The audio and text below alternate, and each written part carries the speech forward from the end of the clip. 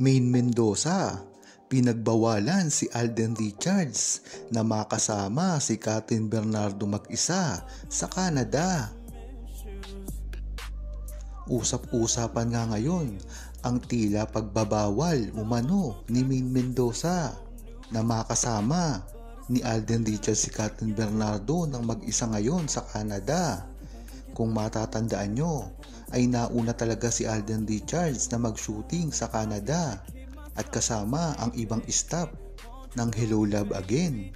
Matatandaan din na hindi ito kasama si Kathryn Bernardo at tila ngayon nga umuwi si Alden Richards.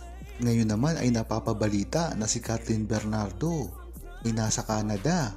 Talagang hindi nagkasabay ang dalawa. Napakagandang balita niyan. Dahil nga naman, hindi sila pwedeng magsama dito.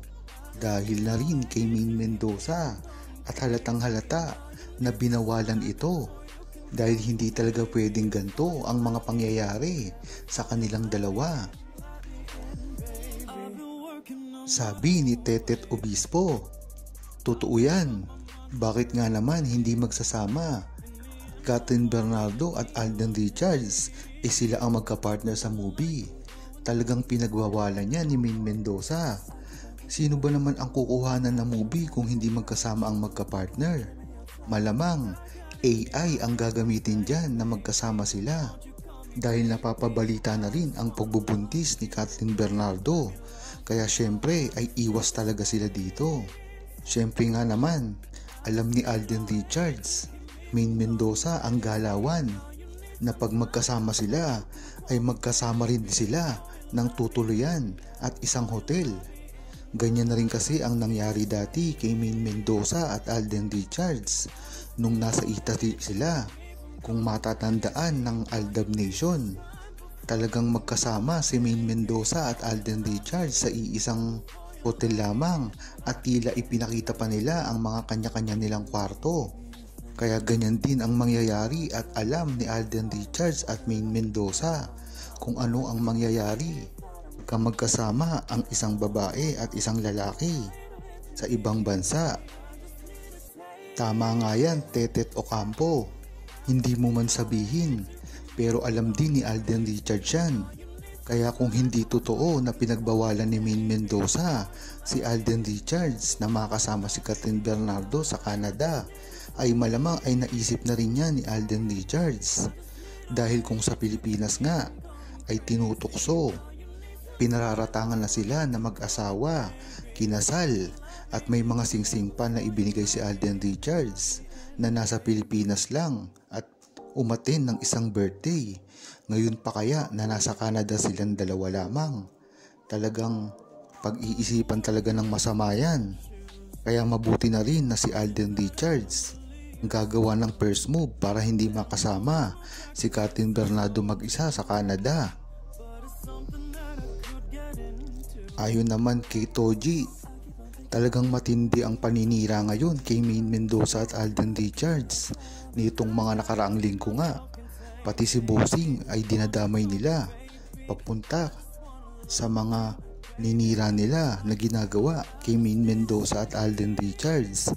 Hindi naman tayo naniniwala dito, lalong-lalo na si Alden Richards at Maine Mendoza ay napakalakas na ng unawaan at kailanman ay hindi na ito masisira pa. Kaya nag-aaksaya lang sila ng panahon dito. Alam naman natin na ginagawa lang ito para sirain si Maine Mendoza at Alden Richards, lalong-lalo na't napakaganda ng takbo ng karir ni Alden Richards. At hindi pa dyan natatapos, pati na rin ang mga pamilya nila ay damay-damay na rin, lalong-lalo na si Alden Richards at Maine Mendoza. Kumbaga, talagang titirahin nila si Maine Mendoza para mababagsak ang isa, at ganun din si Alden Richards. Kaya nga, hindi nila magawa ng paraan at si Bossing na lamang ang nireto nila kay Maine Mendoza. Dahil sa ngayon ay walang makakasama si Maine Mendoza. Kung di si Bossing Vic Soto, hindi naman siya pwedeng malink kay Joey De Leon or Tito Soto or kay Paolo at sa dalawa niyang kuya na si Jose at Wally.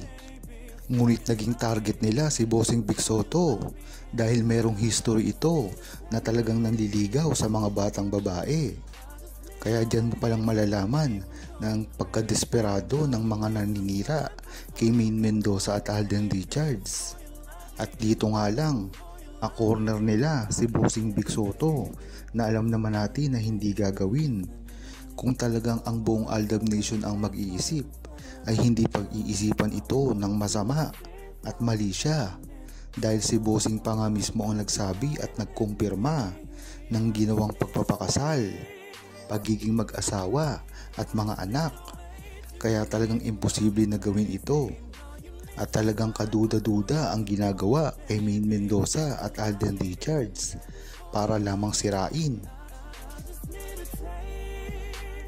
Ayon naman kay Ganda na Ish, dapat lang ay tuloy-tuloy ang pagtatrabaho ni Alden Richards at hindi dapat siya magpaapekto sa mga ganitong balita. Lalong-lalo na kailangan niya ng matinding konsentrasyon dahil hindi mo alam ang binabalak ni Kathryn Bernardo kung kayo ay magkakasama na sa isang shooting. At dapat alalahanin ni Alden Richards ito dahil ang respeto ng publiko ay na kay Alden Richards ngayon at hindi malabo nagawan ito ng isang tulay ni Kathryn Bernardo para mapasa kanya si Alden Richards. Kaya dapat ay maging matalino si Alden Richards sa mga ganitong bagay, lalong-lalo na kung magsasama sila ay talagang maaaring merong mangyari na hindi inaasahan. Kung matatandaan nyo rin, pagka nalalasing si Alden Richards ay nag-iiba na ang timpla nito kahit hindi naman niya seryoso ito na iniisip. Nito nga ang mga nakarang alaw rang rin ang issue kay Budol na tila nakainom si Alden Richards kaya pumayag ito na magpahalik. Kung matatandaan nyo kasi, nung hindi naman lasing si Alden Richards at pilit siyang hinahalikan ni Budol ay talagang tinatanggihan niya ito. Kaya minsan ay mahirap ding makakainom si Alden Richards dahil diyan nagsisimula ang mga kontrobersya, katulad na lang ng ginawa niyang pag-inom kay Kathryn Bernardo sa kanyang birthday. Dito rin nagsimula ang issue patungkol sa pagbubuntis ni Kathryn Bernardo at nagsama sila sa iisang kwarto. Ngunit kinaarawan ay nakitang hindi ito totoo. Kaya dapat mag-ingat si Alden Richards at dapat kontrolin din ni Maine Mendoza dahil talagang nakakabahala pag nakakainom si Alden Richards. Alam natin na malakas ang kontrol ni Alden Richards, ngunit hindi ito kaya na kontrolin ang sarili niya pag ito ay nakainom na. Ganon din ang nangyari kay Andrea Torres dati nung nakainom din si Alden Richards. Talagang magkalapit sila dito. Kaya dapat pansinin ni Alden Richards ang kanyang mga kinikilos dahil minsan ay namamali ng interpretasyon ang buong tao at buong Aldab Nation sa ginagawa nito. Huwag kalimutang mag-subscribe, comment at i-like ang video na ito. Thanks for watching! Call me baby, before you love me.